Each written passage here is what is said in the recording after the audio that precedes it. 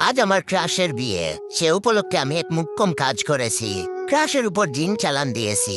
জিন চালানোর ব্যাপারটা প্রথমে আমার মাথায় আসেনি। রাস্তায় মন খারাপ করে হাঁটছিলাম, সে সময় পোস্টারটা আমার চোখে পড়েছিল। এক জিনের বাদশার পোস্টারে হরেক রকম তেলেসমাতে কাজ করার বর্ণনা। তিনি কাউকে প্রেমে ফেলা, বাঙ্গা প্রেম জুড়া দেয়া, সংসারে বাঙ্গন ইত্যাদি কাজের সিদ্ধস্ত। জিনের মাধ্যমে এসব কাজ করানো হয়। পেমেন্ট নেওয়া হবে কাজের পর, কাজের আগে কোনো টাকা নেওয়া হবে না। পোস্টারের নিচে তার বক্তব্য, কোনোদিন 1 টাকাও তার জরিমানা দেওয়া লাগেনি। তার এমন আত্মবিশ্বাস দেখে একটু কৌতূহল হলো। গেলাম তার কাছে। তিনি একটা গুপড়ি টিনের ঘরে 2টো চেয়ার নিয়ে বসেছিলেন। আমাকে দেখেই হাসিমুখে বলে উঠলেন, আপনি সেই কাস্টমার না যার জিন লাগবে? আমি খুব আশা নিয়ে এসেছিলাম। জিনের বাদশার অবস্থা দেখে আশা নিরাশায় ডুবে গেল। এমনিতেই টিনের ঘরে অফিস, তার উপর তার বেশভূষা ও গরিবের হালতের। একটা চেক শার্ট আর ময়লা একটা লুঙ্গি পরে বসে আছেন। যে নিজের জিনের বাদশা, জিন দ্বারা মানুষের এত এত কাজ সমাধান করেন। তিনি নিজের জন্য কি কিছু করতে পারতেন না? পারতেন, অবশ্যই পারতেন, যদি তিনি সত্যি জিনের বাদশা হতেন। শালা একটা বন্ড। আমাকে তিনি বললেন, কি সমস্যা বলেন? আমি তখন মনে মনে বললাম, সমস্যা বলতে তো আর দোষ নেই। তাই সবকিছু ওনাকে খুলে বললাম। তিনি আমার কাছে মেয়ের ছবি আর ঠিকানা চাইলেন, আমি তাও দিলাম। তিনি সবকিছু নিয়ে বললেন, আচ্ছা চলে যান, আপনার কাজ হয়ে যাবে। এরপর হাঁটুর লুঙ্গি উঠে পা চুলকাতে চুলকাতে বললেন, 500 টাকা দিতে পারবেন অ্যাডভান্স? টাকা পয়সা নিয়ে বহুত সমস্যায় আছি, আপনার কাছে চাইতাম না, কিন্তু একদম উপায় নাই বলেই চাচ্ছি। আমি তখন বললাম, আপনি না জিনের বাদশাহ, তাহলে আপনার এত অভাব কেন? জিনেরা কি আপনাকে টাকা দিতে পারে না?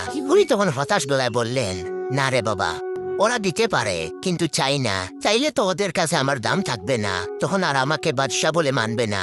আমার তখন হাসি পেল ওনার যুক্তি শুনে। তবুও তাকে 500 টাকা দিলাম, গরিব অভাবী বলেই দিলাম। আর কোনো উদ্দেশ্য ছিল না। আমি বাসায় ফিরে এলাম। 2 দিন আর তেমন কারোর সাথে কথা হলো না। 3য় দিন বন্ধু মিজান দৌড়াতে দৌড়াতে এসে বলল, দোস্ত, একটা অদ্ভুত ঘটনা ঘটেছে।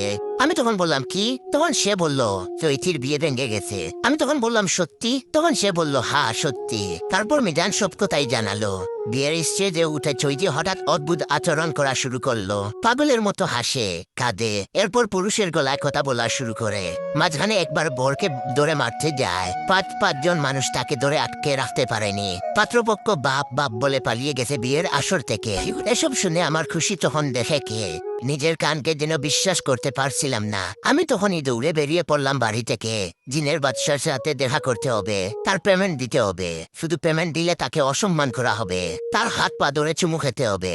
এমন একজন মানুষ যে এখনো এই জামানাতে আছেন, বাবাই যায় না। তার কয়েকদিন পর আজ আমার আর চৈতির বিয়ে। বিয়ের অনুষ্ঠান খুব সুন্দরভাবে শেষ হয়েছে। আমি বাসর ঘরে ঢুকছি। আনন্দে আর উত্তেজনায় আমার বুক দুক বুক করছে। আর মন বলতেছে, আমি পাইলাম, ইহাকে পাইলাম, আর কিছুক্ষণের মাত্র অপেক্ষা। তারপর আমি কাঁপা কাঁপা হাতে চৈতির মুখে ঘুমটা সরালাম। চৈতি আমার দিকে তাকিয়ে একটা মিষ্টি হাসি দিল।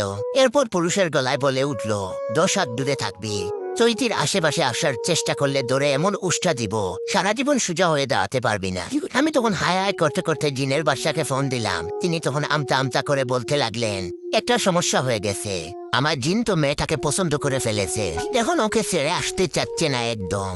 তবে সমস্যা নাই, আপনি একদম টেনশন করবেন না। আমার কাস্টমারের কাছে দেয়া কোনো কথা আমি ভাঙ্গি না। আপনার পেমেন্টের পুরো টাকা আমি জরিমানা সহ ফেরত দেব, 1 টাকাও বাকি রাখবো না। No no no no.